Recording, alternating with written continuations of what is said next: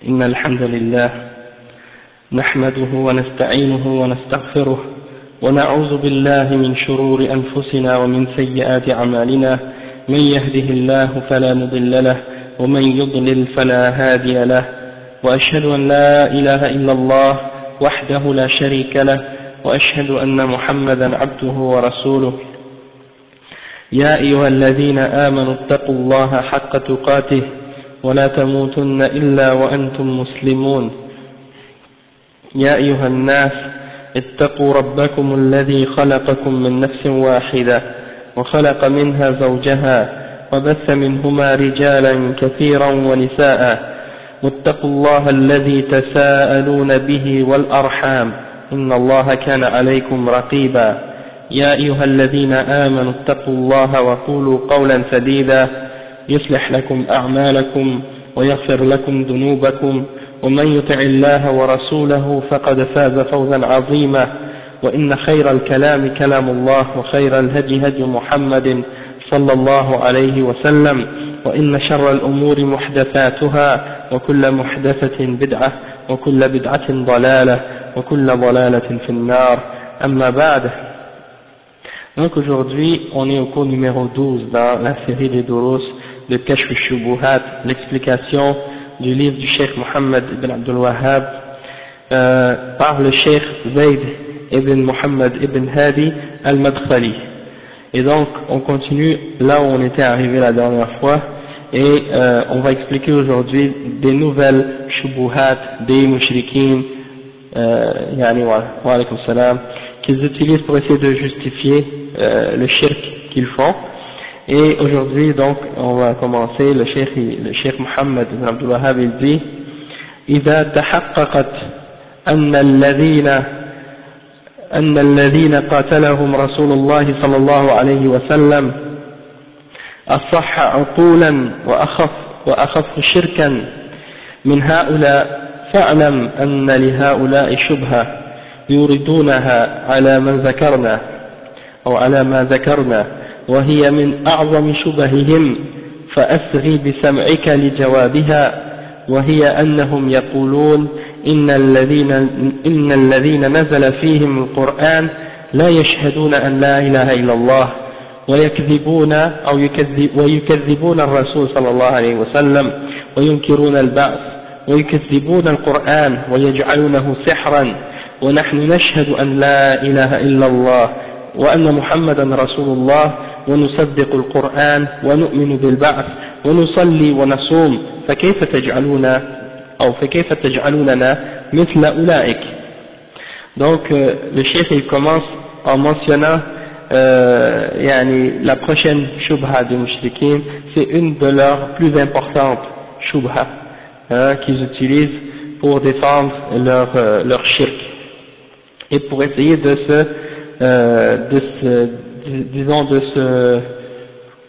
pour essayer de dire que non, nous on n'a rien à voir avec le shirk, on n'est pas des mushrikeen, et pour essayer de se blanchir de ce crime qu'ils commettent. Et le cheikh il dit, lorsqu'on a réalisé que ceux que le prophète sallallahu alayhi wa sallam, que les gens que le prophète sallallahu alayhi wa sallam a combattus à son époque avaient plus de raisons et moins de shirk, avaient un shirk moins grave que le shirk de ceux-là, de ceux des mushrikeen aujourd'hui qui adorent les saints et les tombes et qui prient les morts. Donc, ceux que le prophète sallallahu alayhi wa sallam a combattus à son époque avaient plus de raisons et ils avaient un shirk moins grave que les mushrikeen d'aujourd'hui. Comme on avait dit la dernière fois, eux, ils invoquaient leurs idoles uniquement quand ils étaient en sécurité. Mais quand ils étaient en moment de détresse, ou quand ils avaient un grand danger, là ils invoquaient Allah seul. Tandis que les mushrikeen d'aujourd'hui, quand ils ont une détresse ou un danger, ils invoquent autre que Allah, et quand ils sont en sécurité, ils invoquent autre que Allah également. Donc leur shirk est encore plus grave. Et quand ils ont un danger, par exemple, les gens d'aujourd'hui, certains mushrikeen aujourd'hui, parmi les gens qui se disent musulmans, dans les pays musulmans, si par exemple une voiture va avoir un accident sur la route ou bien quelque chose comme ça, il crie Ya Ahmed Tijan au lieu de demander l'aide d'Allah. Ça c'est un exemple. Donc ça c'est grave.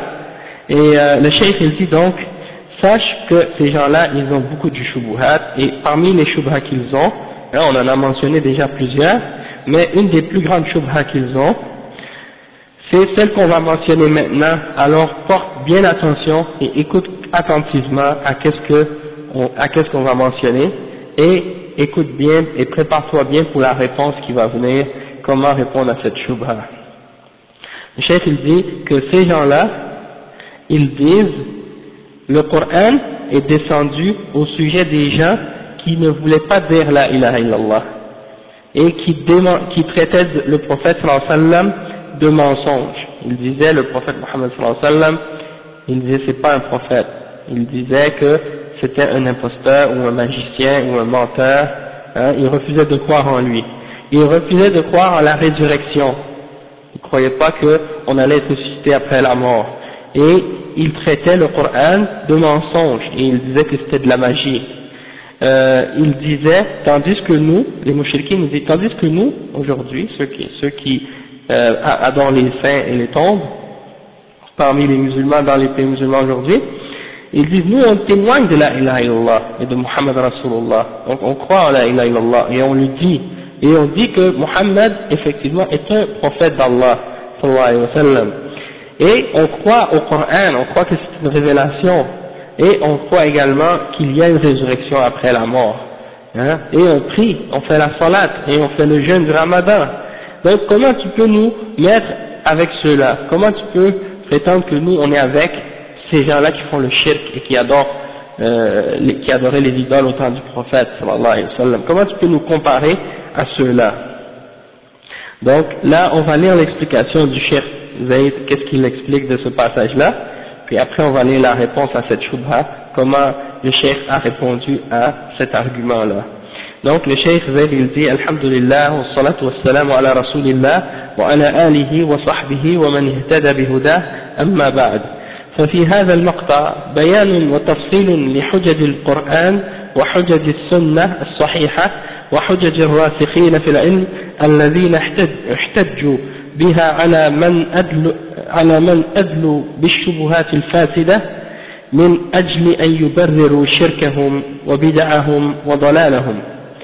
لذا قال الإمام محمد بن عبد الوهاب رحمه الله إذا تحققت أن الذين قاتلهم رسول الله صلى الله عليه وسلم أصح عقولا وأخف شركا من هؤلاء فاعلم أن لهؤلاء شبهة يريدونها على من ذكرنا أو على ما ذكرنا وهي من أعظم شبههم فأسغي إليك أو فأسغي بسمعك لجوابها وهي الشبهة التي أوردها المخالفون للشريعة المناقضون لتوحيد رب العالمين في عهد الإمام محمد بن عبد الوهاب وهو يجادلهم بحجج القرآن والسنة وأقوال أهل العلم واعتبر أن هذه الشبهة من أقوى الشبه ألا وهي قولهم إن الذين نزل فيهم القرآن لا يشهدون أن لا إله إلا الله ويكذبون الرسول صلى الله عليه وسلم وينكرون البعث ويكذبون القرآن ويجعلونه سحرا ونحن نشهد أن لا إله إلا الله وأن محمد رسول الله ونصدق القرآن ونؤمن بالبعث فكيف تجعلوننا مع أولئك. Donc ici le cheikh qu'est-ce qu'il fait? Il répète encore une fois la citation du cheikh mais avec un petit peu plus de détails. Il dit que dans ce passage là il y a des explications et des détails, des preuves et des arguments du Coran et des arguments également de la sunna authentique et des arguments également des paroles des ulama qui sont bien ancrés dans le ilm, les arguments qu'ils ont utilisés contre les shubuhat des mushrikines qui sont des shubuhat qui sont corrompus et qui sont fausses, et c'est des arguments fausses qu'ils présentent.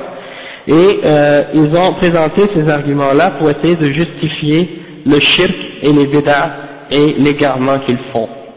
Et le cheikh Mohammed bin Wahhab, il a donc dit, lorsque tu as compris que les gens que le prophète sallallahu alayhi wa sallam avait combattu à son époque parmi les mouchriquines avaient plus de raisons et avaient un shirk moins grave par rapport à ceux d'aujourd'hui, eh bien tu comprends que ils ont beaucoup de shubuhat, et parmi les plus importantes de leurs shubuhat, il y a celle qu'on va mentionner. Alors écoute attentivement, et il dit que ça c'est la shubha, la shubha que les mushrikines ou les opposants à la sharia et ceux qui opposent le tawhid aujourd'hui amènent. Et l'imam Muhammad ibn Abdul Wahhab à son époque, il a débattu avec eux, avec les preuves du Coran, avec les preuves de la Sunna, avec les paroles des ulama, et il a considéré que cette shubha c'était une de leurs plus grandes et de leurs plus fortes arguments ou shubha. Et donc il a mentionné leur argument en expliquant qu'est-ce qu'on a mentionné tout à l'heure, en voulant dire, nous on dit la ilaha illallah, on dit que Muhammad sallallahu alayhi wa sallam c'est le prophète, hein, on dit que le Coran c'est la vérité, on croit en tout ça, à la résurrection, on fait la prière, on fait le jeûne et tout ça. Donc, ne dis pas qu'on est des mouchriquins, hein. Et donc, le cheikh, il explique encore un peu plus, il dit, هذه الشبهة يرددها المشركون الذين في ديار المسلمين وديار الإسلام والمسلمين. Les gens encore aujourd'hui, si tu vas dans les pays musulmans, tu discutes avec les shuyukh aujourd'hui qui défendent le shirk, qui font partie des gens de bid'a et qui défendent le shirk, tu vas voir que cet argument-là, ils l'utilisent jusqu'aujourd'hui encore. Ils essaient toujours d'utiliser ça comme un argument en voulant dire, mais nous on prie, on jeûne, on dit la ilaha illallah, comme tu nous compares avec les gens au temps du prophète sallallahu alayhi wa sallam qui refusaient de dire la ilaha illallah. Donc, encore aujourd'hui, c'est pas, ce livre-là, malgré qu'il est écrit depuis peut-être plus que 200 ans, il est encore actuel, hein, il est encore d'actualité parce que les mouchriquins n'ont pas changé leur méthode, n'ont pas changé leur argument. C'est juste toujours encore les mêmes affaires qu'ils répètent à chaque fois. D'accord? Donc, le cheikh il dit لأنهم بدون شك من أهل الشهادتين لفظا ومن أهل الصلاة والصوم وسائر شعائر الإسلام إلا أنهم هدموا الأصل الذي تقبل معه الأعمال وهو توحيد الله تبارك وتعالى في ألوهيته بأن جعلوا بينهم وبين الله وسائط وسموهم شفعاء ووسطاء يتوسلون بهم إلى الله في قضاء الحاجات كما أسلفنا مرارا. هذه العقيدة الفاسدة هم تراهم من عمار المساجد بالصلاة والقرآن وممن يتصدقون بالأموال ويتحملون المصائب من أجل ما يظنون أنه صالح وهو عمل غير صالح، حيث أضاعوا هذا الأصل الأصيل وهو توحيد رب العالمين بجعلهم بينهم وبين الله وسائط وشفعاء ووسطاء يتوسلون بهم في قضاء الحاجات ودفع القربات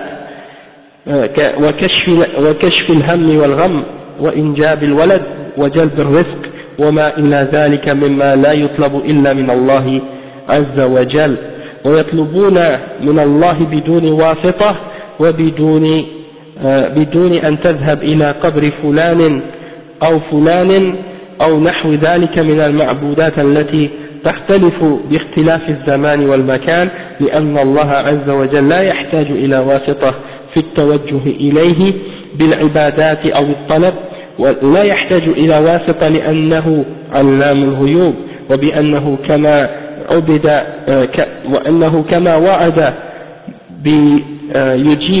كما وعد يجيب دعوة الداعي إذا دعاه مؤمنا به مستجيبا لندائه ونداء رسوله وقد ذم الذين يستكبرون عن عبادته وعن دعائه. Donc, pour expliquer ce passage-là, le chef il dit il n'y a pas de doute que ces gens-là qui sont dans les pays musulmans et qui adorent les saints et les tombes et les gens qui sont parmi les soi-disant les awliya et les asiyad, eh ben, ces gens-là, il n'y a pas de doute qu'ils font partie des gens qui ont prononcé le shahadatain. Toutefois, ils le prononcent uniquement avec la langue et par leurs actions, ils le contredisent. Et par leurs paroles, ils contredisent la signification de ce témoignage de la ilaha illallah et de Muhammad Rasulullah. Donc, il n'y a pas de doute qu'ils font partie également des gens qui font la salat et qui font le jeûne et tous les autres règles et rituels de l'islam, excepté qu'ils ont anéanti ou ils ont détruit le fondement de cette religion par lequel nos actions sont acceptées par Allah subhanahu wa ta'ala, c'est-à-dire le tawhid. Celui qui n'a pas unifié Allah subhanahu wa ta'ala, ses actions sont nulles, hein, parce qu'ils ont détruit, ils ont refusé d'établir le fondement de la religion qui est le tawhid, et le tawhid en particulier dans l'adoration, parce qu'ils ont pris entre eux et Allah subhanahu wa ta'ala des intermédiaires, et ils les ont appelés des intermédiaires et des intercesseurs, et ils prennent ces gens-là comme des moyens pour atteindre Allah subhanahu wa ta'ala et pour demander à travers eux à Allah de répondre à leurs besoins et de régler leurs problèmes, comme on a expliqué ça dans plusieurs cours dans le passé. Et yani, cette fausse aqida, que tu les vois, yani, croire en cette aqida, en cette croyance que on peut demander par les morts ou demander par les saints et tout ça, eh ben tu les vois que ce sont des gens qui vont à la mosquée. Des fois ils vont prier les 5 prières à la mosquée, et ils font la salat, et ils lisent le Coran, et ils donnent la sadaqa, c'est-à-dire ils donnent de leur argent pour les pauvres, pour les mosquées, pour construire des mosquées, et toutes ces choses-là, ils le font, et ils se mettent des difficultés sur eux-mêmes pour essayer d'établir des actions qui sont parmi les bonnes actions, alors qu'en réalité, étant donné qu'elles ne sont pas établies sur le tawhid, ces actions-là, eh ben, elles n'ont aucune valeur. Ok? Et donc, pourquoi elles n'ont plus de valeur? Parce qu'ils ont, comme on a dit, ils ont perdu le fondement et la base de cette religion-là, qui est d'unifier Allah subhanahu wa ta'ala dans notre adoration, de ne pas prier, de ne pas adorer autre que Allah subhanahu wa ta'ala, et de ne pas prendre des intermédiaires et des intercesseurs entre nous et Allah subhanahu wa ta'ala. Donc, en prenant des intermédiaires et des intercesseurs entre eux et Allah, pour demander de régler un besoin qu'ils ont, ou d'éloigner un malheur, ou d'enlever leur tristesse et leur dépression s'ils sont disons des maladies ou des problèmes ou des troubles, peu importe qu'est-ce qu'ils peuvent avoir. Ou si par exemple une femme elle peut pas enfanter, elle n'est pas capable de tomber enceinte, elle demande au wali de l'aider dans ça, ou bien elle a besoin d'une subsistance, de l'argent ou d'un travail ou d'un poste, ou peu importe qu'est-ce que ça peut être, demander par l'intercession d'un saint ou d'un djinn ou d'un autre en dehors d'Allah subhanahu wa ta'ala, tout ça, ça fait partie des formes de shirk, parce qu'ils demandent à autre que Allah, ce qu'on n'a pas le droit de demander à personne autre qu'à Allah. Et ils demandent par l'intermédiaire de ces gens-là, alors qu'on ne doit demander qu'à Allah directement et sans intermédiaire, sans aller à la tombe de quelqu'un ou aller se diriger vers quelqu'un parmi les êtres ou les créatures que les gens prennent pour des idoles. Et peu importe l'endroit et le moment, on doit toujours s'adresser directement à Allah subhanahu wa ta'ala. Et Allah n'a pas besoin d'intermédiaire. Allah n'a pas besoin qu'on prenne pour aller à lui un intermédiaire ou un intercesseur. Pourquoi? Parce que Allah subhanahu wa ta'ala, c'est lui qui connaît l'invisible, il connaît tout. Il connaît qu'est-ce qu'il y a dans nos cœurs, et il nous connaît nous-mêmes mieux que personne. Et il a promis qu'il répondait à l'appel de celui qui l'invoque. Hein? Yujibu da'wat ad-da'i idha da'an. Il a promis que lorsqu'on l'invoque, il allait répondre, il allait nous exaucer. Alors pourquoi aller vers quelqu'un d'autre parmi ces créatures? Hein? Donc, lorsqu'on l'invoque avec foi, hein, et on répond à son appel et à l'appel de son messager, c'est-à-dire on appelle à son obéissance, c'est-à-dire on répond à son obéissance. Lorsqu'il nous appelle et nous demande de l'obéir, on l'obéit et on écoute, et on applique ses ordres, il nous exauce. Et Allah subhanahu wa ta'ala a blâmé ceux qui s'enflent d'orgueil lorsque Allah leur demande de l'adorer. Donc, c'est ça ce qu'il dit ici. Après, il explique, il continue.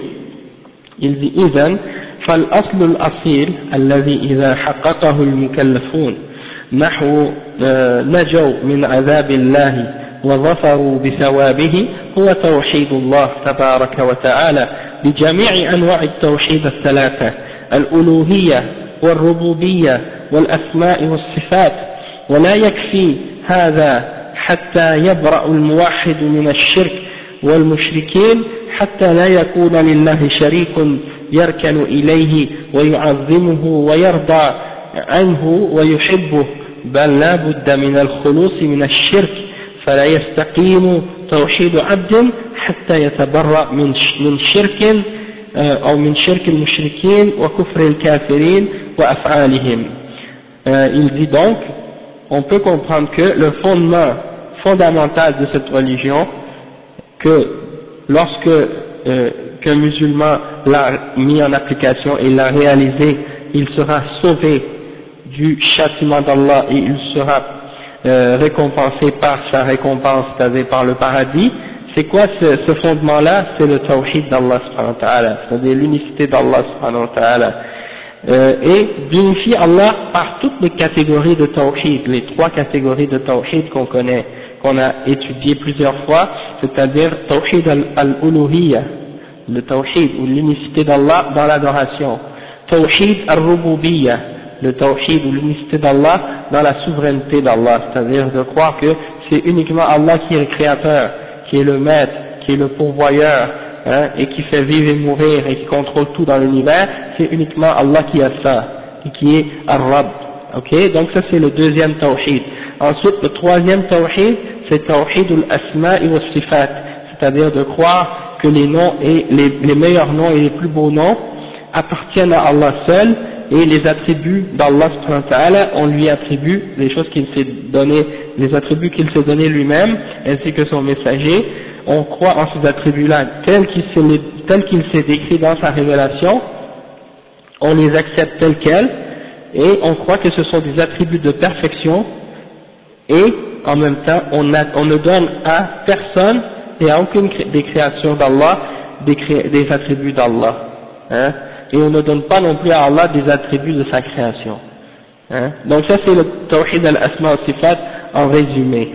Et le cheikh il dit, mais ça seulement c'est pas suffisant encore pour dire que quelqu'un est muwahhid ou qu'il a unifié Allah. Parce que tant que la personne ne s'est pas désavouée complètement de ce qui est adoré par les mushrikines, de ce qui est adoré par les mushrikines, d'autres en dehors d'Allah, il n'est pas encore un muwahhid, il n'a pas encore unifié Allah. Parce que si tu dis oui je crois qu'il y a un Dieu unique, mais après tu adores autre que lui, et tu respectes autre que lui, et tu te soumets à autre que lui, alors il y a encore du shirk.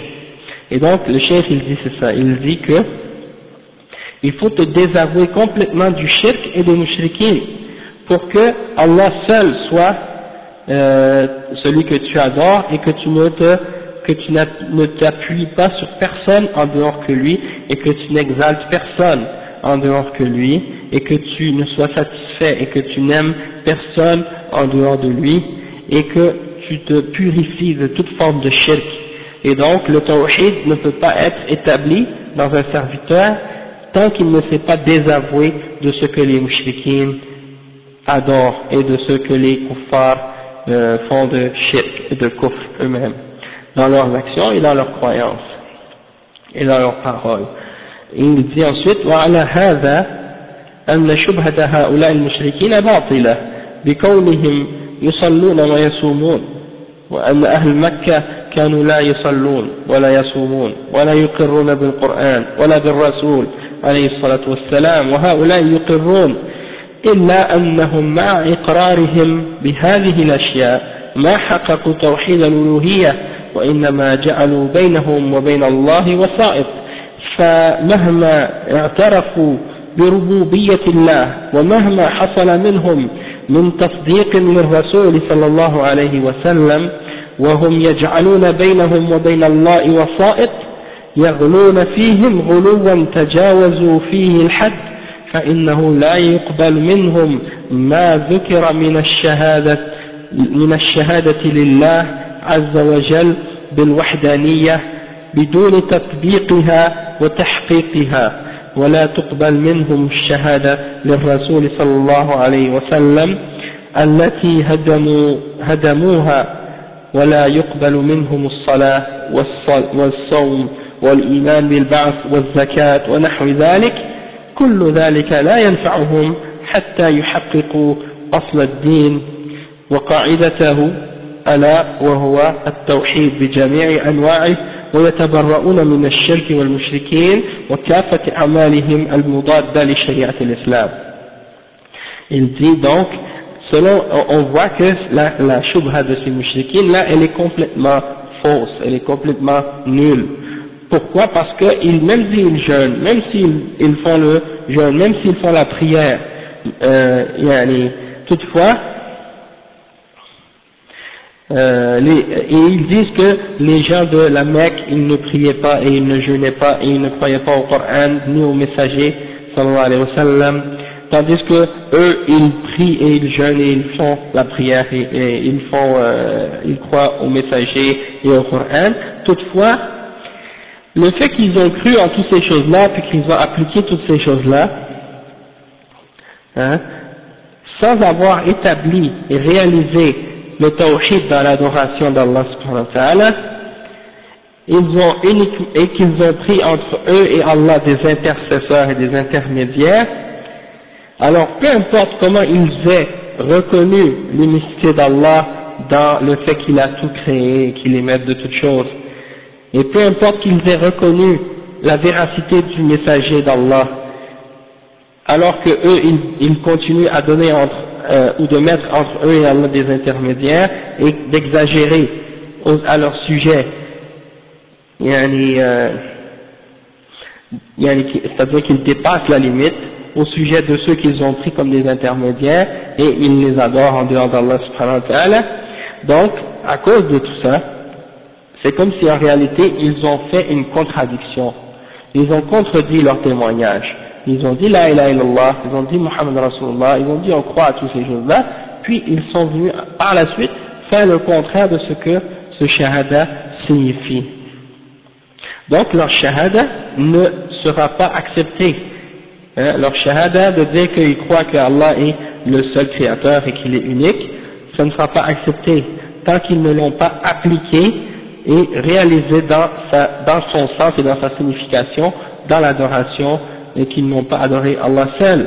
Également, leur témoignage en le messager ne sera pas accepté par Allah subhanahu wa ta'ala parce qu'ils l'ont détruit du fait qu'ils ont adoré autre qu'Allah et qu'ils ont pris des intermédiaires dans l'adoration entre eux et Allah. De même que leur salat et leur jeûne et leur foi en la résurrection et le fait qu'ils appliquent la zakat, tout ça, ça ne leur servira en rien tant qu'ils n'ont pas établi et appliqué le premier fondement et la règle fondamentale de cette religion, qui est le tawhid dans toutes ses catégories, et tant qu'ils ne se sont pas désavoués complètement de ce que les mushrikines font comme acte d'idolâtrie et de shirk, et qu'ils se désavouent également de toutes les actions qu'ils peuvent faire qui sont en opposition avec la charia de l'islam. Okay? Ensuite, maintenant, le cheikh il va mentionner sa réponse. Comment il a répondu de façon plus détaillée à cette shubha. Il dit فالجواب أنه لا خلاف بين العلماء كلهم على كلهم أن الرجل إذا صدق الرسول صلى الله عليه وسلم في شيء وكذبه في شيء أنه كافر لم يدخل في الإسلام، وكذلك إذا آمن ببعض القرآن وجحد ببعض أو وجحد بعده كمن أقر بالتوحيد وجحد وجوب الصلاة، أو أقر بالتوحيد والصلاة وجحد وجوب الزكاة، أو أقر بهذا كله وجحد الصوم، أو أقر بهذا كله وجحد الحج. Donc le cheikh dit la réponse, il répond en plusieurs points, le cheikh. Donc il va donner plusieurs exemples. Et donc il dit par exemple, la réponse c'est que tu dis il n'y a pas de différence d'opinion entre les savants. Ils sont tous d'accord pour dire que si une personne dit qu'il croit au messager dans une chose et qu'il refuse de croire en lui ou qu'il le traite de menteur dans une autre chose, qu'il est kafir et qu'il n'a pas entré dans l'islam.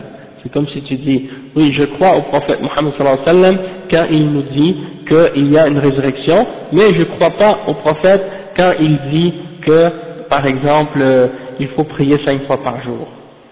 Hein? Il croit au prophète dans certaines choses, puis il refuse d'y croire dans d'autres.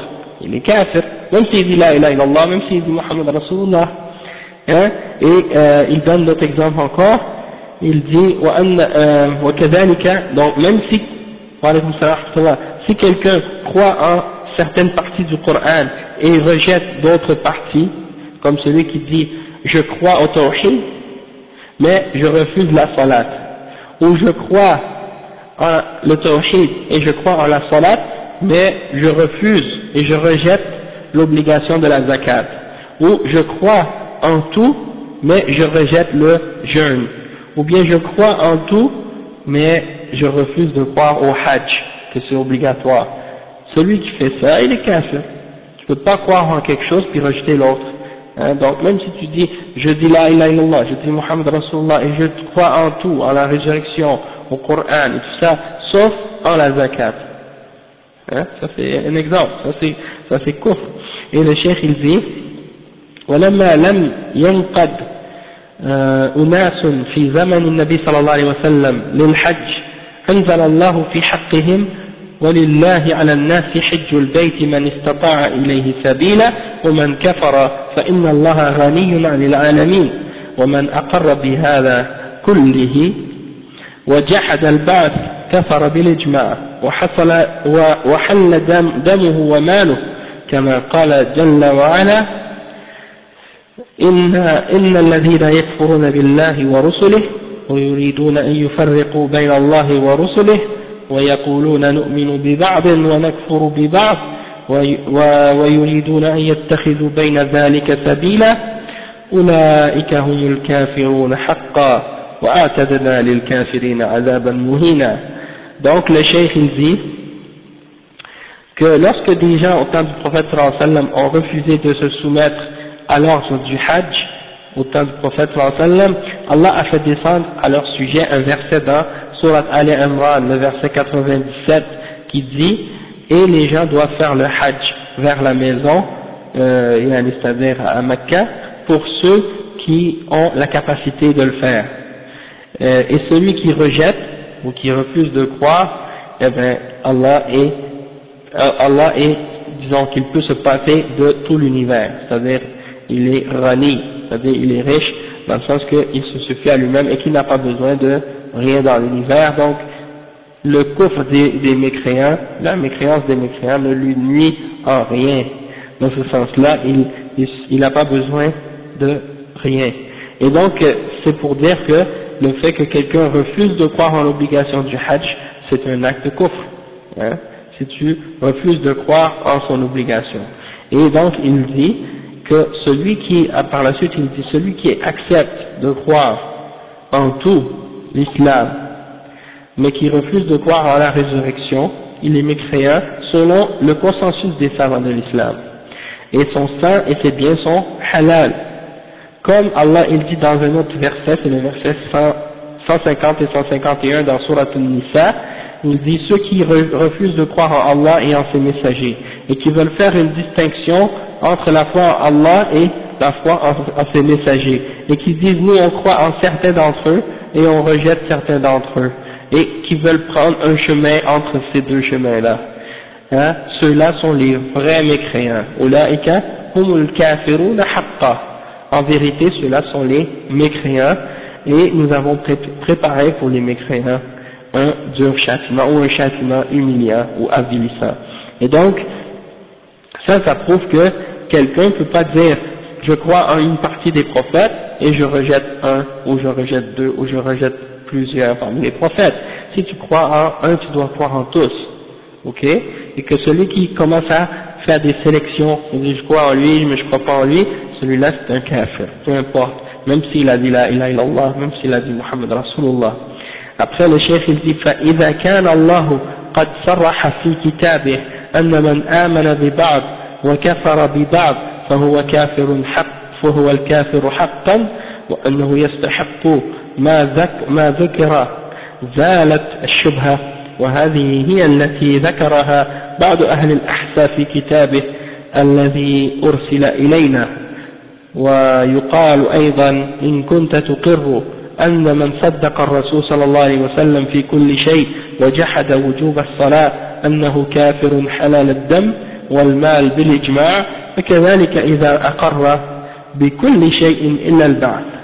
Donc le cheikh il dit donc Allah a clairement dit dans son livre que celui qui croit en certaines choses et qui rejette d'autres, il est kafir en vérité.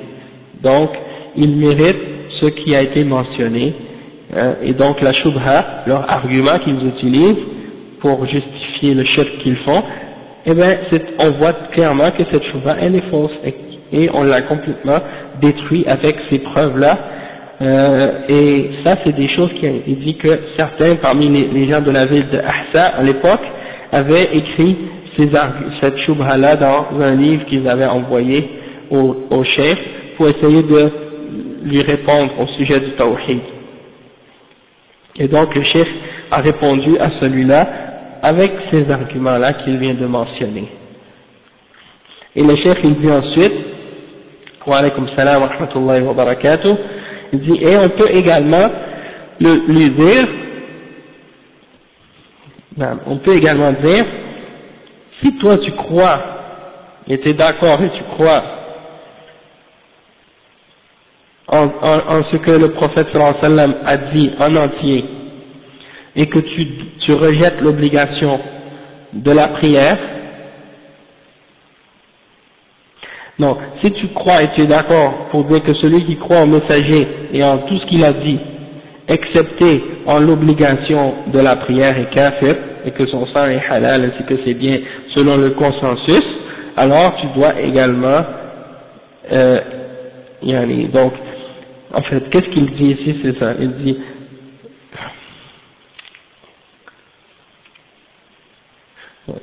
bon, il dit en fait c'est une partie de la phrase qu'il dit que tu crois en ce que le prophète sallallahu alayhi wa sallam a amené en entier excepté l'obligation de la prière. Donc tu es d'accord que celui-là il est kafir et que son sang est halal ainsi que c'est bien selon le consensus des savants. De même que s'il a rejeté quelque chose qu'il a cru en tout excepté en la résurrection, c'est la même chose. Maintenant le cheikh il explique tout ce qu'on vient de dire comme argument et comme preuve et il va donner des détails à ce sujet-là.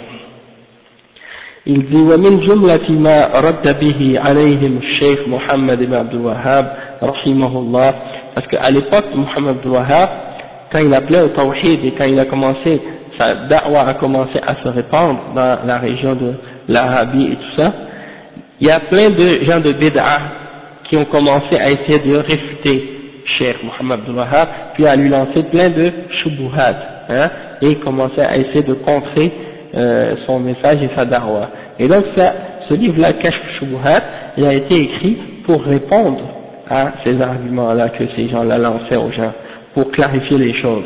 Et il a répondu dans un petit livre.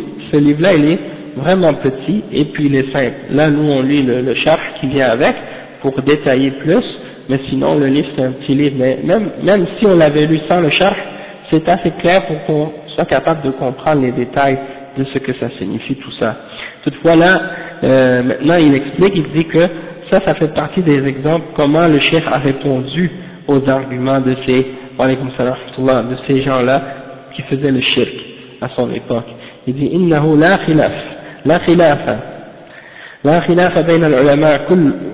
خلاف بين العلماء كلهم أن الرجل إذا صدق رسول الله صلى الله عليه وسلم في شيء وكذبه في شيء بأنه كافر, يعني إذا صدق النبي صلى الله عليه وسلم بأن القرآن نزل عليه وأن القرآن أوجب الصلاة ولكنه كذب بفرضية الزكاة وفريضة الحج وتحريم الزنا وتحريم الربا فإنه كافر, لأن التصديق بشيء مع التكذيب بشيء من أحكام الدين لا ينفع صاحبه.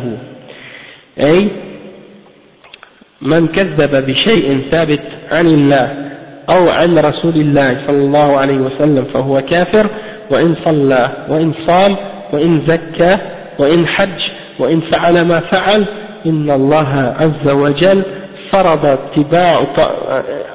اتباع وطاعة الرسول صلى الله عليه وسلم. قل إن كنتم تحبون الله فاتبعوني يحببكم الله ويغفر لكم ذنوبكم والله غفور رحيم. وأنزل الله عز وجل في قوم من قادوا لفريضة الحج قوله ولله على الناس حج البيت من استطاع إليه سبيلا. Donc ici il dit, donc ça fait partie des réponses du cheikh à cette chouba, et il dit qu'il n'y a pas de différence entre les ulama. Tous les ulama sont d'accord.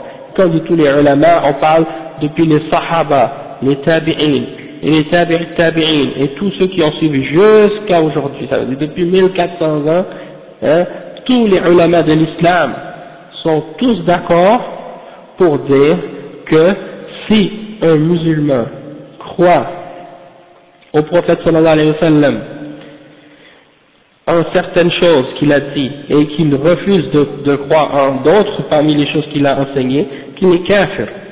Donc, il faut croire en tout ce que le prophète sallallahu alayhi wa sallam a envoyé, a amené. Donc, si tu crois au prophète sallallahu alayhi wa sallam et au Coran qui est descendu sur lui, tu crois en ça, et tu crois que le Coran a ordonné la salat, mais tu dis que la zakat n'est pas obligatoire, ou bien tu dis que le hajj n'est pas obligatoire, ou bien tu dis que le zina n'est pas haram, ou que le riba c'est pas haram. Donc celui qui dit ça, il est kafir. Parce que tu peux pas croire en une chose et rejeter le reste ou une autre des règles de la religion. Si tu rejettes une règle de la religion, alors c'est comme si tu as renié tout. Hein? Et si tu as renié quelque chose de la religion, alors le fait d'avoir cru au reste, ça ne te servira à rien. Après, il dit, c'est ça, si tu rejettes quelque chose qui a été affirmé authentiquement, hein, qui a été rapporté authentiquement du prophète sallallahu alayhi wa sallam, ou bien quelque chose qui vient du Coran, donc tu es kafir. Même si tu fais la salat, même si tu fais le jeûne de Ramadan, même si tu fais la zakat, même si tu fais le hajj, et peu importe qu'est-ce que tu pratiques des pratiques de l'islam, hein, si une femme porte le hijab, elle fait la salat, elle fait le jeûne, puis peu importe qu'est-ce qu'elle fait dans les règles de l'islam, puis elle refuse d'accepter une règle d'Allah qui est établie dans le Coran ou dans la Sunna, alors elle est kafir elle aussi. Tu vois, c'est pas la quantité de qu'est-ce que tu rejettes, même une seule chose. Si tu dis non, la zina c'est pas haram, hein, une femme qui porte hijab par exemple, qui fait la salat, le jeûne et tout, puis elle dit non, le zina c'est halal, elle est kafira, excepté si elle est jahila, yani. Mais ça c'est une chose que tout le monde sait dans l'islam. Il y a presque personne, à moins qu'il ait vécu dans le désert tout seul, qu'il n'a jamais connu personne, ou bien qu'il est venu dans la jungle, je sais pas, un coin perdu. Mais sinon, tout le monde, en général, dans les pays musulmans, si tu lui demandes est-ce que le zina c'est haram, il dit oui, c'est haram. D'accord? Donc, si quelqu'un nie quelque chose comme ça, qui est connu par nécessité de l'islam, donc, il est kafir. D'accord? Et le cheikh, il dit que Allah a établi que c'est obligatoire de suivre et d'obéir au messager d'Allah, sallallahu alayhi wa sallam. Et il mentionne le verset 31 dans Surat Al-Imran qui dit, si vous aimez Allah, alors suivez-moi, c'est-à-dire suivez le prophète, et sallallahu alayhi wa sallam, et Allah va vous aimer en retour, et il va vous pardonner vos péchés, et Allah est pardonneur et miséricordieux. Et Allah a descendu également, Allah a également dit au sujet des gens qui avaient refusé de se soumettre à l'ordre de l'obligation du Hajj, il a dit à leur sujet et il a fait descendre le verset 97, comme on a lu tout à l'heure dans Al-Imran, qui dit Allah a rendu obligatoire pour les gens de faire le Hajj à la maison, c'est-à-dire à Kaaba, pour ceux qui en ont la capacité de le faire. Après il dit إذا رد الإنسان حكم فرض الحج وآمن بجميع ما أنزل على الرسول صلى الله عليه وسلم فإن هذا التكذيب بهذه الفريضة يعتبر به كافرا كفرا أكبر يخرجه من الملة وإن كان سبق له إسلام حتى يتوب إلى الله ويؤمن بجميع ما فرض الله وجميع ما جاء به رسول الله صلى الله عليه وسلم ويؤمن به إيمانا صادقا Donc il dit que lorsqu'un être humain ou un individu rejette une obligation, que ce soit le hajj, et qu'il croit en tout le reste de ce que le messager d'Allah a amené, il est, à cause du fait qu'il a rejeté ou refusé de croire à cette obligation-là seulement, il est kafir, et sa mécréance, son kufr, le fait quitter complètement la religion. Même s'il était auparavant musulman, jusqu'à ce qu'il se repente et qu'il accepte de croire à tout ce qui est ordonné par Allah subhanahu wa ta'ala. Donc, c'est pas juste, tu dis la ilaha illallah, puis tu dis ça y est, je suis musulman. C'est pour ça, des fois, vous parlez avec des kuffars, que ce soit des journalistes ou des gens ordinaires, et ils demandent toujours la question, vous êtes musulman, mais est-ce que vous croyez en ça? Par exemple, est-ce que vous croyez en la polygamie? Est-ce que vous croyez que c'est permis d'avoir plus que 4 femmes?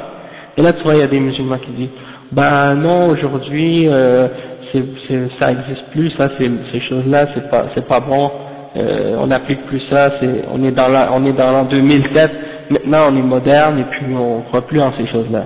Ça, c'est kufr. De rejeter qu'est-ce qui vient d'Allah, c'est kufr. D'accord? Et donc, peu importe quelle époque on est, quelle année on est, Allah, il connaît le passé, il connaît l'avenir. Hein? Et il sait que en l'an 2007, ou en l'an 3007, ou en l'an 40 000, qu'est-ce qui va arriver, il le savait quand il a révélé le Coran. Et s'il aurait voulu qu'on change quelque chose dans sa loi, il aurait dit dans le Coran, lorsque vous arrivez à l'année 2007, vous pouvez changer cette loi. Mais il n'a pas dit ça dans le Coran. Il a dit appliquez-le jusqu'au jugement dernier. Ça veut dire on doit l'appliquer jusqu'au jugement dernier. Et donc c'est des gens qui croient pas en la connaissance infinie d'Allah. Jusqu'à 4 femmes. Pas plus que 4 femmes.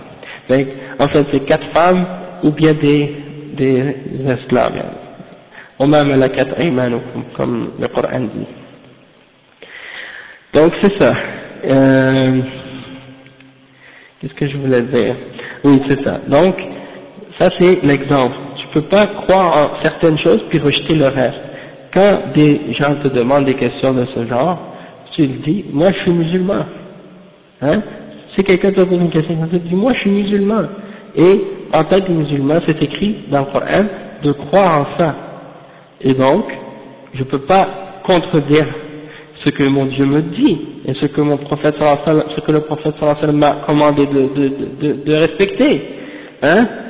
Et donc, souvent c'est ça. On dirait que les kuffars, ils souhaitent qu'on réponde pour leur faire plaisir, pour qu'ils soient satisfaits de nous. Et Allah, il dit dans le Coran, وَلَنْ تَرْضَ عَنْكَ الْيَهُودِ وَلَا النَّصَارَى حَتَّى تَتَّبِعَ مِلَّتَهُمْ. Les juifs et les chrétiens, ils vont jamais être satisfaits de toi tant que tu n'as pas suivi leur voie, leur religion, leur mode de vie, leur mentalité, peu importe. C'est ça qu'ils veulent de toi.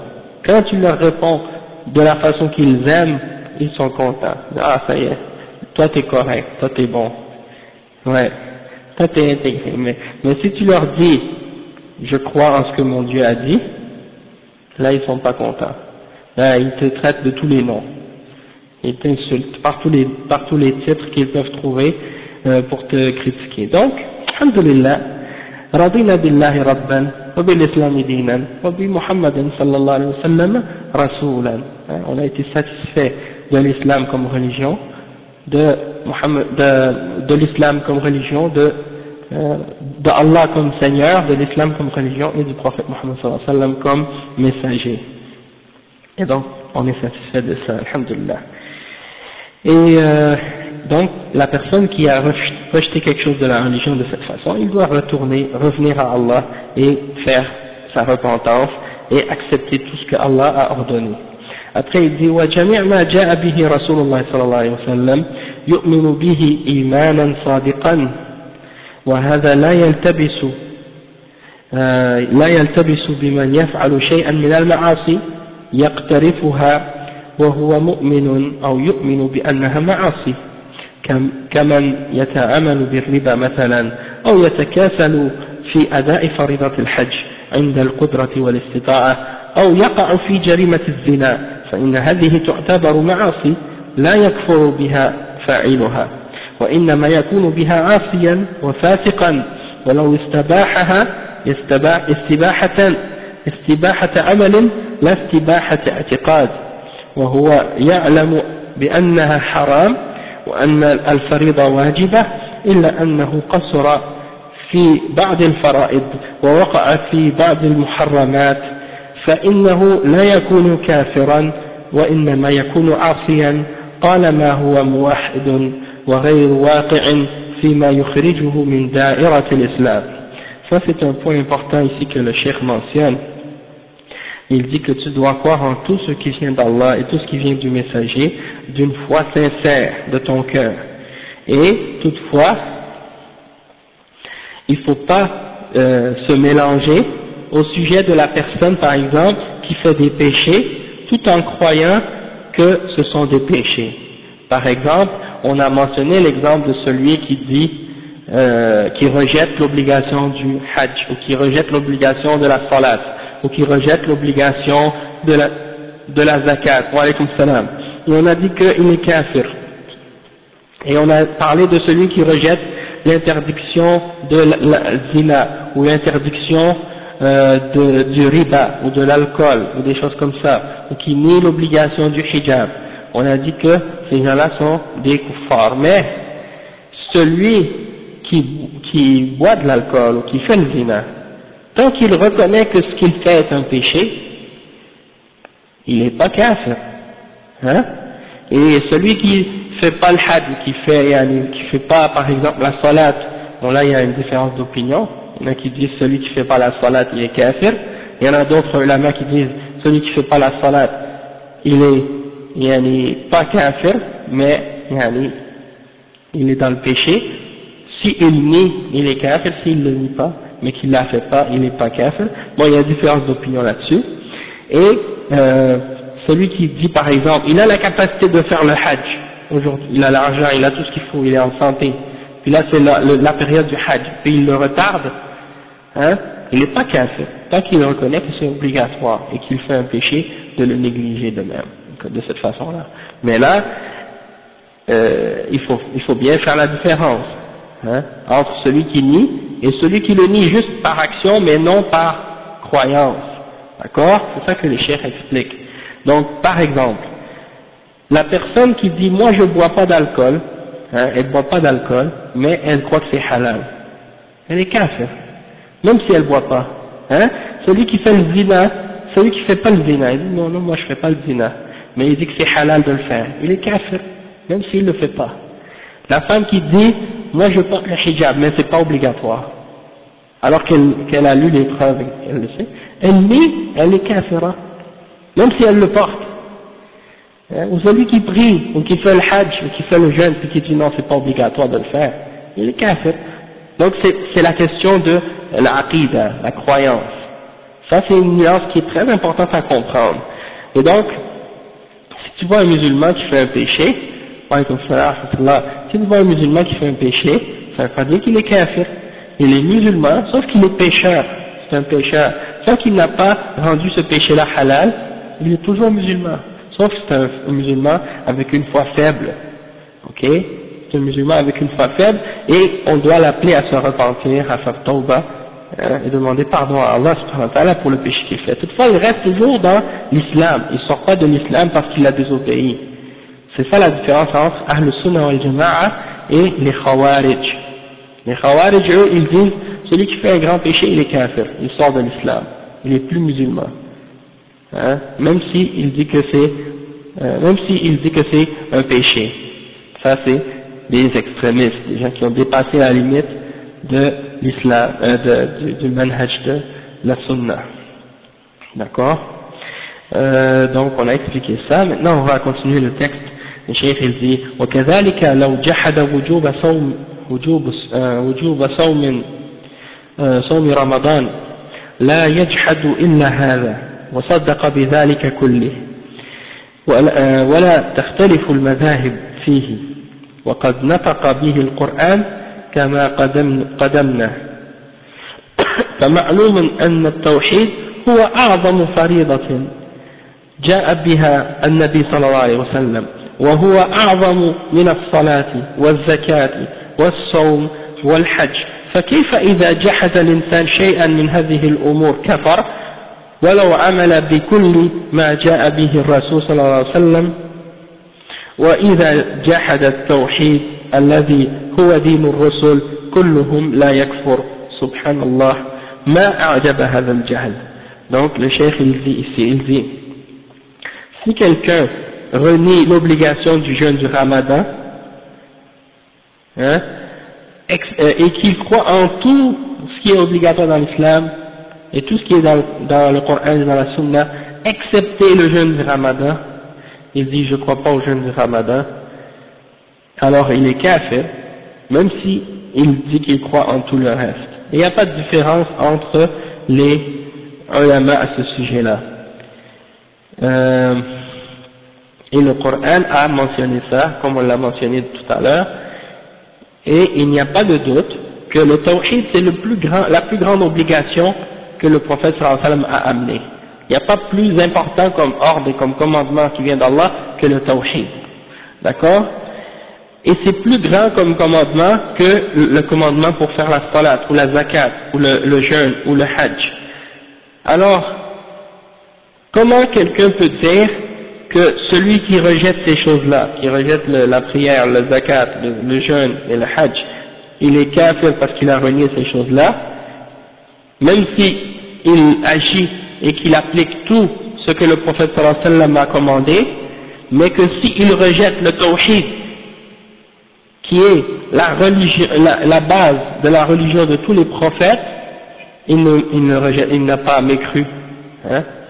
Il n'a pas mécru. Donc ça c'est quelque chose d'étonnant, subhanallah, que cette ignorance-là soit si grave, yani, à ce point-là. C'est-à-dire, au sujet de, on revient à la shubha de ces gens-là, c'est-à-dire ils disent, nous on dit la ilaha illallah, on croit à la résurrection, et on croit en l'obligation de la salat, et on prie, et on jeûne, et on fait tout. Sauf qu'ils ont rejeté le plus important, c'est l'obligation du tawhid. Hein? Donc, quand on leur demande, est-ce que vous êtes d'accord que celui qui rejette la salat, il est kafir, que celui qui rejette le hajj, il est kafir, que celui qui rejette la zakat, il est kafir, ils disent oui, on est d'accord que celui qui rejette ça, il est kafir. Même s'il croit en tout le reste, et qu'il fait tout le reste, ils disent oui, on est d'accord. Alors, qu'est-ce que vous dites de celui qui laisse le tawhid, et qui rejette le tawhid? Lui, il n'a pas quitté la foi? Celui-là, il reste musulman? Alors celui qui rejette la salat et celui qui rejette le hajj, lui, il quitte l'islam, mais celui qui rejette le tawhid, il ne quitte pas l'islam. Quelle contradiction, hein? Donc c'est ça que le cheikh essaie de faire comme point, c'est comme ça qu'il répond à leur argument. Donc maintenant l'explication de ça, le cheikh il dit قوله لا تختلف المذاهب فيه يعني من جحد وجوب شيء أوجبه القرآن أو أوجبه النبي صلى الله عليه وسلم أي إذا جحد وجوب شيء واحد مما جاء به النبي صلى الله عليه وسلم مما هو معلوم من الدين بالضرورة فهو بذلك كافر بعد أن تقوم عليه الحجة الرسالية فإن التوحيد هو أعظم فريضة جاء بها النبي صلى الله عليه وسلم من عند الله وقاتل في سبيل إقامتها وهدم ما يضادها من الإشراك بالله وما ذلك إلا لعظم شأن التوحيد فإن النبي صلى الله عليه وسلم استمر في الدعوة إليه 13 سنة في مكة يدعو إلى التوحيد قبل أن تنزل الفرائض لأنه هو أساس الدين وهو الحبل المتين وهو القاعدة العظيمة التي إذا فقدت وهدمت ما صح بناء شيء من الأعمال أبدا لا صلاة ولا زكاة ولا حج ولا غيرها من القربات. Donc le cheikh il dit que les madhahib ne sont pas d'accord là-dessus, ne sont pas en divergence à ce sujet-là. C'est-à-dire, il n'y en a aucun parmi les madhahib des ulama et les positions des ulama, il n'y en a aucun qui diverge au sujet du fait que si quelqu'un rejette quelque chose de ces obligations-là dans l'islam, il a mécru. Ils sont tous d'accord. C'est-à-dire que celui qui rejette quelque chose que le Coran a ordonné, que le prophète sallallahu alayhi wa sallam a ordonné, et qu'il rejette son obligation, ou qui rejette l'obligation d'une seule chose de ce que le prophète sallallahu alayhi wa sallam a commandé de faire, alors que c'est une chose qui est connue par nécessité de l'islam, ma'loum min ad-din bid-darura, alors il est mécréant après que la preuve de la révélation ait été établie contre lui. C'est-à-dire, une fois que tu lui as mentionné la preuve de la révélation au sujet de cette obligation-là, et il continue à la rejeter, alors il devient mécréant dans ce temps-là. فإن التوحيد هو أعظم فريضة جاء بها النبي. Le tawhid, c'est la plus grande obligation que le prophète sallallahu alayhi wa sallam a amenée de la part d'Allah. Et il a combattu dans le but de l'établir, et il a détruit tout ce qui s'opposait au tawhid, parmi les formes de shirk avec Allah. Et la raison de ça, c'est parce que il y a rien de plus grand que le tawhid. Il n'y a rien dans l'islam qui est plus grand et plus important que le tawhid. Et le prophète Mohammed sallallahu alayhi wa sallam a continué à appeler au tawhid pendant 13 ans à Mecca, alors qu'il n'y avait aucune obligation qui était encore révélée. C'est-à-dire, pendant 13 ans, le prophète sallallahu alayhi wa sallam appelait les gens à la Mecque seulement à reconnaître le tawhid. Il n'y avait même pas encore de zakat, même pas encore de hajj, même pas encore de salat, même pas encore d'interdiction de choses de la religion encore. C'est juste après que c'est commencé ces choses-là, tandis que pendant 13 ans, c'était seulement la ilaha illallah. Parce que c'est le fondement de la religion. Et c'est le câble d'Allah subhanahu wa ta'ala. Et également, c'est la règle fondamentale de la religion. Et si on a perdu cette base-là, ou ce fondement-là, eh bien tout le reste qu'on peut faire d'action ne sera aucunement accepté. Ni la prière, ni la zakat, ni le hajj, ni aucune autre des adorations qu'on peut faire comme application. Après le chef il dit encore, إذن فلا بد من تحقيق هذه الفريضة التي هي أعظم فريضة على العباد كما صرح بذلك القرآن الكريم بقول الله عز وجل ولقد بعثنا في كل أمة رسولا أن يعبدوا الله واجتنبوا الطاغوت وهو أعظم من الصلاة والزكاة والصوم والحج وهذا لا شك فيه وهذه وإن كانت فرائض مثل فريضة التوحيد إلا أنها تابعة للتوحيد والأساس هو التوحيد بحيث إذا وجدت الصلاة والزكاة ولم يوجد التوحيد لا عبرة بالصلاة ولا بالزكاة ولا بغيرها من الأعمال التي يتحقق التوحيد حتى يتحقق التوحيد. وإذا وجد التوحيد على الوجه الصحيح حتى لو حصل قصور في بعض الأعمال أو ارتكاب بعض المحارم التي لم يكن المكلف بارتكابها كافرا مع الإقرار بالفرائض إلا من وقع في شيء كفره به القرآن أو كفرته به السنة أو أجمع المسلمون على تكفيره فهو كافر والعياذ بالله. Donc ici le chef il explique encore le point en détail. Il dit donc il faut absolument avoir établi et réalisé cette obligation là qui est la plus grande obligation que Allah a ordonné à ses serviteurs et qu'il a établi clairement dans le Coran dans la parole d'Allah subhanahu wa ta'ala, le verset 36 dans Surat Al-Nahl. On a fait susciter dans chaque nation un messager pour leur dire adorez Allah seul et écartez-vous du Taghut, c'est-à-dire écartez-vous de tout ce qui est adoré en dehors d'Allah subhanahu wa ta'ala. Et il dit donc c'est plus important que la salat, c'est plus important que la zakat, que le jeûne, que le hajj, et ça il n'y a aucun doute là-dessus. Et il dit tous ces ordres et ces obligations là sont aussi obligatoires que l'obligation du tawhid. Toutefois, toutes ces obligations-là sont à la suite du tawhid et viennent après le tawhid. Pourquoi? Parce que le tawhid, c'est la base. Dans le sens que si tu pries et si tu fais la zakat, mais tu n'as pas respecté le tawhid et tu n'as pas établi le tawhid, eh bien ta salat n'a aucune valeur, et ta zakat n'a aucune valeur, et aucune autre des actions que tu peux faire, tant que tu n'as pas établi et réalisé sérieusement et complètement la signification du tawhid. Et lorsque tu as appliqué le tawhid comme il faut, mais que tu as eu des manquements dans certaines de tes actions, ou que tu as accompli certains péchés parmi les choses qu'Allah a interdit, et que ces péchés-là ne sont pas des péchés qui rentrent dans les choses du kufr, dans les choses qui font partie du kufr. Une fois que tu as reconnu ces choses-là, tu n'as pas nié ces choses-là, comme par exemple tu n'as pas nié les ordres qu'Allah t'a ordonné de faire, et tu n'as pas nié les interdictions qu'Allah t'a interdit de faire, même si tu fais certains péchés ou tu n'as pas fait tous les ordres que Allah t'a demandé de faire parmi les actions, mais tu restes quand même un musulman. Tu ne sors pas nécessairement de la foi à cause de certains péchés que tu as commis, comme on a dit tout à l'heure. Et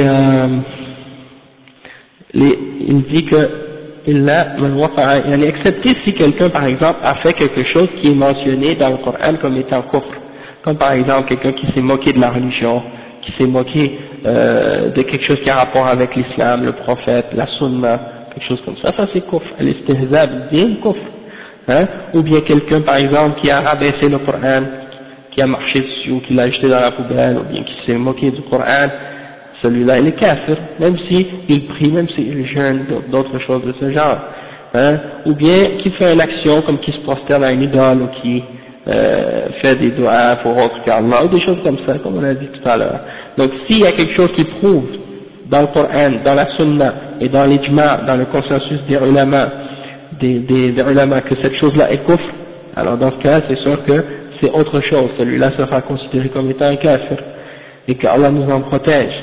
Après le cheikh il explique la parole lorsque le cheikh a dit, et lorsque وَإِذَا جَحَدَ التَّوْحِيدَ الَّذِي هُوَ دِينُ الرُّسُلِ كُلُّهُمْ لَا يَكْفُرُ سُبْحَانَ اللَّهِ ما أعجب هذا الجهل. Donc il dit, comment vous êtes d'accord pour dire que celui qui rejette les piliers de l'islam, il est kafir, mais celui qui rejette le fondement de la religion des prophètes, le tawhid, lui il n'est pas mécréant. Il dit ça c'est quelque chose vraiment étonnant, et ça montre une ignorance étonnante. Et donc il explique, il dit واعتبر الشيخ رحمه الله أن الجهل داء وهذا حق، أن الجهل داء ولا يبرأ منه صاحبه إلا بالعلم والعمل. ومن هنا وجب على المسلمين والمسلمات وجوبا لا مفر منه أن يتفقهوا في الواجب من دينهم،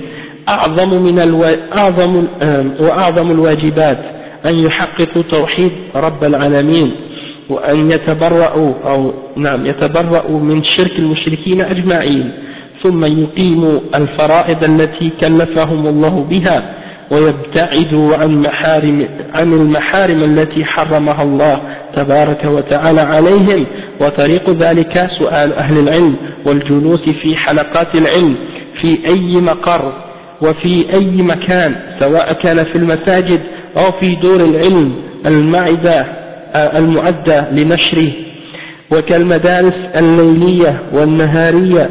وفي هذا الزمان ولله الحمد ما بقيت حجة لأحد يدعي بأنه أمي لكثرة ما فتح من المدارس ولله الحمد للذكور والإناث في الليل والنهار، وبالأخص في هذا البلاد حرصها الله، فإن التعليم قد بلغ حد لا نظير له. Il dit لا نظير له، فمن كان يشغله طلب المعيشة في نهاره فأمامه الليل، وعليه أن يطلب العلم، فإنه متى قام على المدارس الليلية والنهارية من يهتم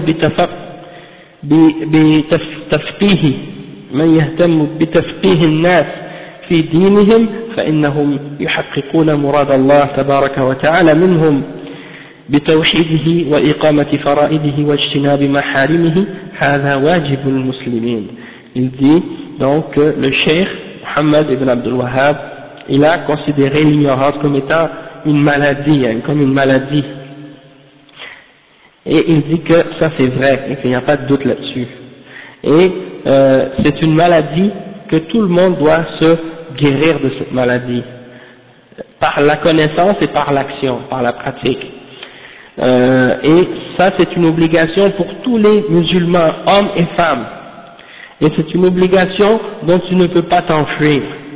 Et tu dois apprendre de ta religion ce qui est obligatoire pour toi, et parmi les plus grandes obligations que tu dois réaliser, c'est l'obligation du tawhid, du tawhid d'Allah subhanahu wa ta'ala. Et donc tu dois te débarrasser et te désavouer du shirk des mushrikins, de tous les mushrikins. Et tu dois établir tous les ordres et comprendre les ordres que Allah t'a ordonné de respecter et t'éloigner des interdictions qu'il t'a interdit. Et la voie de ça, comment tu peux arriver à accomplir ça, c'est en t'assoyant dans les cercles de ilm où les savants enseignent l'islam, et de demander aux gens qui ont de la connaissance, peu importe à l'endroit, que ce soit dans les mosquées ou dans les écoles ou autres endroits. Et il dit que actuellement il n'y a plus d'excuse pour quelqu'un qui prétend être illettré, parce qu'il y a tellement d'écoles qui sont ouvertes pour enseigner les gens. Il dit il y a même des cours du soir, des cours de jour et des cours du soir pour les gens qui ne peuvent pas aller le jour parce qu'ils ont du travail. Ils peuvent maintenant prendre des cours le soir pour enseigner. Et bien entendu ici, le cheikh il dit que ça c'est en particulier en Arabie Saoudite, mais également dans d'autres pays musulmans c'est la même chose. Il y a des capacités et des possibilités pour tout le monde d'avoir la chance d'apprendre sa religion et d'apprendre à lire et à écrire et être capable d'étudier, ça y a pas de problème. Wa alaykum salam wa rahmatullahi wa barakatuh. Donc il dit si quelqu'un donc est occupé le jour, il travaille, il peut le soir étudier sa religion, et il y a des gens qui vont lui enseigner la religion, ou enseigner la religion pour les gens, pour qu'ils soient capables d'établir le tawhid et d'établir les ordres qu'Allah leur a demandé et de s'éloigner des interdictions. Et ça c'est obligatoire pour les musulmans. Donc le cheikh il dit فمن كان يشغل il dit le cheikh Mohammed bin Wahhab il dit ويقال أيضا هؤلاء أصحاب رسول الله صلى الله عليه وسلم قاتلوا بني حنيفة وقد أسلموا مع النبي صلى الله عليه وسلم وهم يشهدون أن لا إله إلا الله وأن محمدا رسول الله ويؤذنون ويصلون فإن قال قائل فإن قال إنهم يقولون إن مسيلمة نبي قلنا هذا هو المطلوب إذا كان من رفع رجلا إلى رتبة النبي صلى الله عليه وسلم كفر وحل ماله ودمه ولم تنفعه الشهادتان ولا الصلاة فكيف بمن رفع شمسان أو يوسف أو صحابيا أو نبيا إلى مرتبة جبار السماوات والأرض سبحان الله ما أعظم شأنه كذلك يطبع الله على قلوب الذين لا يعلمون. Il dit, on peut également leur dire à ces gens-là, ceux-là, les compagnons du prophète sallallahu alayhi wa sallam, les compagnons du prophète sallallahu alayhi wa sallam ont combattu Bani Hanifa, hein, des gens à l'époque du prophète sallallahu alayhi wa sallam, après la mort du prophète sallallahu alayhi wa sallam, qui s'appelait Banu Hanifa, et ils ont cru à un faux prophète qui s'appelait Musaylama. À cette époque-là, il y avait un homme qui s'est prétendu prophète qui s'appelait Musaylama, et eux ils disaient la ilaha illallah, ils disaient Muhammad Rasulullah, et ils faisaient le jeûne, ils faisaient la prière, et ils disaient qu'ils croyaient en Musaylama. Ils disaient on croit en Muhammad sallallahu alayhi wa sallam et on croit en Musaylama.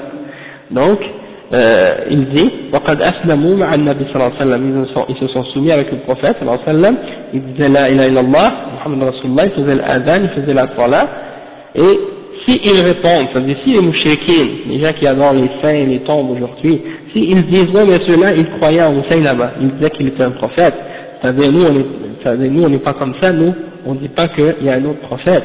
Il dit oui mais c'est ça ce qu'on veut exactement vous prouvez, c'est-à-dire que celui qui a élevé un être humain au niveau du prophète, si celui-là il est mécréant parce qu'il a élevé un être humain ordinaire au niveau d'un prophète, hein, il a mécru à cause de ça, et son sang et ses biens sont devenus halal à cause de ça, et que son témoignage de la ilaha illallah et de Muhammad Rasulullah ainsi que sa salat n'ont aucune valeur pour lui parce qu'il a fait ça, alors qu'est-ce que tu dis de celui qui élève un être humain comme Shamsan ou Yusuf ou bien un sahabi parmi les compagnons du prophète, ou bien un prophète parmi les prophètes d'Allah, il le prend et qu'il l'élève au niveau d'Allah et qu'il le met au niveau d'Allah dans le sens qu'il l'invoque en dehors d'Allah et qu'il lui demande des intercessions ou qu'il lui demande de régler les problèmes et de le sauver lorsqu'il a un malheur, alors lui il est encore plus proche du kufr dans ce sens-là, hein, parce que l'autre il a élevé un être humain au niveau d'un prophète, et ça c'est kufr. Donc celui qui prend un être humain, il l'élève au niveau d'Allah, c'est encore plus, hein. Et donc comment ces gens-là peuvent faire une différence entre ça et ça? Ils font une différence entre Musaylama, celui qui est prétendu prophète, et entre celui qu'on associe à Allah dans l'adoration. Ça c'est encore plus grave, c'est comme les chrétiens qui ont dit que Jésus était fils de Dieu ou Dieu, hein, et qu'il l'adore en dehors d'Allah. C'est la même chose, hein. Donc, le cheikh il dit, c'est ainsi que Allah, il mentionne le verset dans Surat Al-Rum, le verset 59, qui dit, et c'est ainsi qu'Allah scelle le cœur de ceux qui ne savent pas. Et ensuite, le cheikh il mentionne donc l'explication de ce passage-là. Il dit, واستدل الشيخ أيضا على إبطال شبهة المشركين في زمانه الذين كانوا يصغون إلى قوم ما عرفوا التوحيد ودعوا الناس إلى الإشراك فاتخذوهم معبودين من دون الله، كما ذكر الشيخ نموذجا من هؤلاء الطواغيت كشمسان ويوسف وغيرهما من المعبودات الناطقات أو الجمادات أو الأحياء أو الأموات. كل من توجه بشيء من مخلوقات إلى مخلوق من المخلوقات، سواء كان من هذه المعبودات أو كان من الملائكة أو من الأنبياء أو من الصالحين، فإن الله تبارك وتعالى لا يرضى عمله هذا ولا يعتبر في ميزان الشرع أنه مسلم. والذين غرهم بالله الغرور وادعوا بأن هناك فرقا بين من يشهد أن لا إله إلا الله وأن محمدا رسول الله ويصلي ويصوم ولكنه يتخذ وسائط بينه وبين الله تبارك وتعالى من معبودات اختلفت أنواعها، ويدعي بأنه بين هؤلاء وبين مشركي قريش فرق، فقد ابتعد عن الصواب، إذ لا فرق بين من قاتلهم النبي صلى الله عليه وسلم وهم ينكرون البعث ولا يصلون ولا يصدقون بالنبي صلى الله عليه وسلم فقاتلهم من أجل ذلك لأنهم كفار، والذين يدعون مع الله وسائط يتخذونهم من دونه شفعاء كذلك هم كفار بشهادة القرآن، وبعد أن تقوم عليهم الحجة حجة كتاب الله ورسوله وسنة رسوله صلى الله عليه وسلم ولا فرق بين هؤلاء وهؤلاء.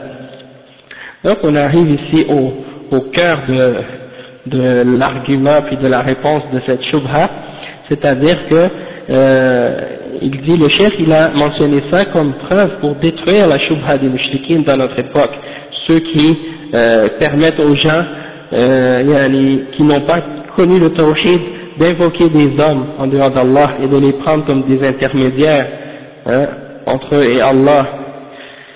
Donc ceux-là, le cheikh a mentionné certains d'entre eux. Il a mentionné Yusuf ou Shamsan. Ça c'était des hommes pieux que des gens de la région de l'Arabie prenaient comme des intermédiaires. Ils allaient à leur tombe et puis leur demandaient le risque, et ils leur demandaient de les sauver des malheurs ou bien de les guérir ou des choses de ce genre.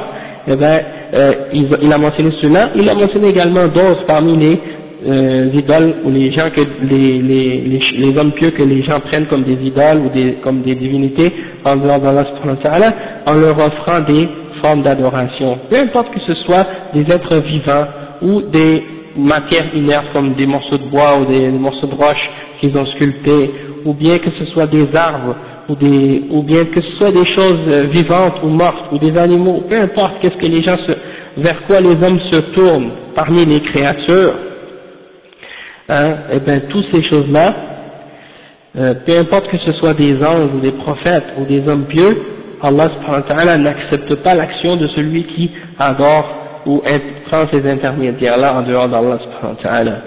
Et il dit que Allah subhanahu wa ta'ala, il ne considère pas celui-là comme étant un musulman. Et celui qui invoque autre qu'Allah et demande à autre qu'Allah dans des choses qu'on a mentionnées, il n'est pas considéré selon la charia comme étant un musulman. Et le diable les a trompés, le diable les a trompés au point de leur faire croire qu'il y a une différence entre celui qui dit la ilaha illallah et Muhammad Rasulullah et qui fait la prière et qui fait le jeûne, mais qui prend des intermédiaires entre lui et Allah,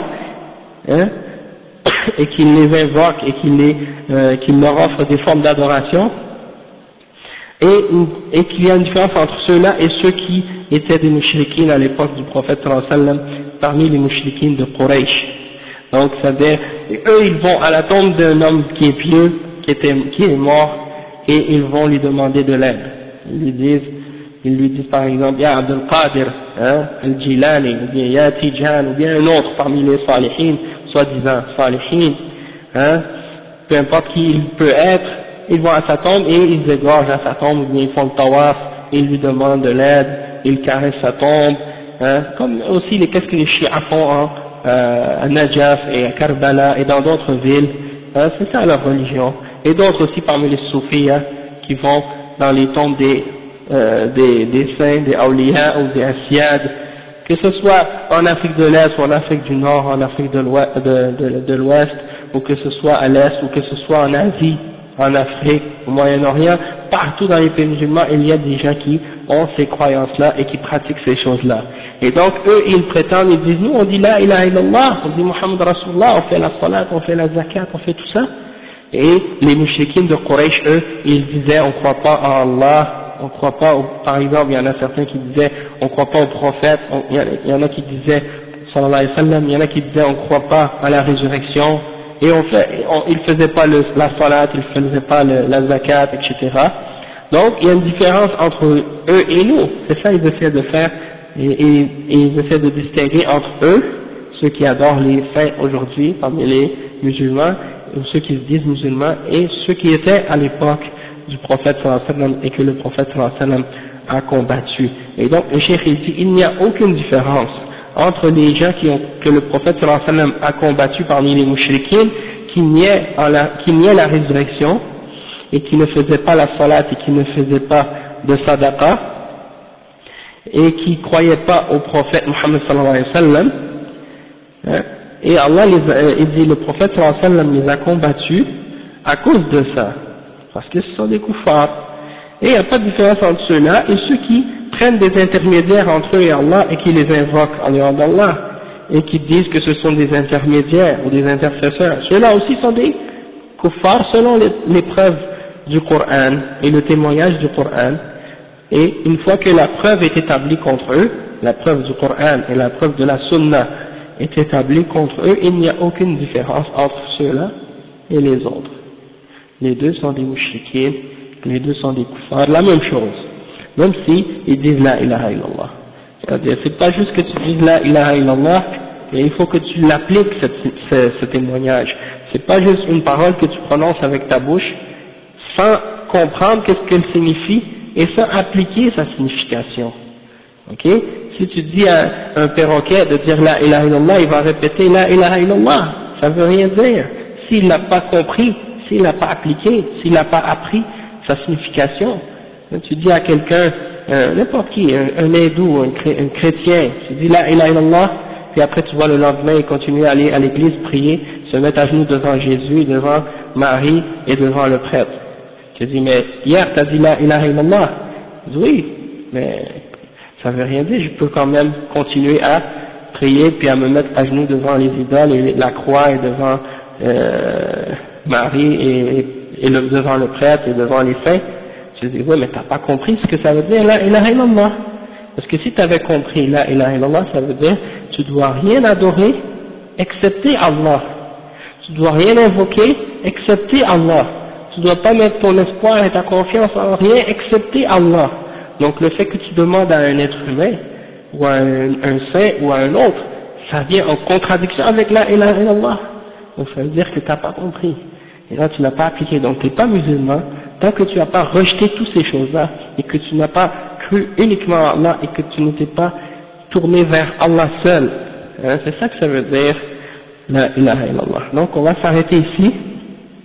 Puis la semaine prochaine, Inch'Allah, on continue à partir de ce point, bi'idhnillah.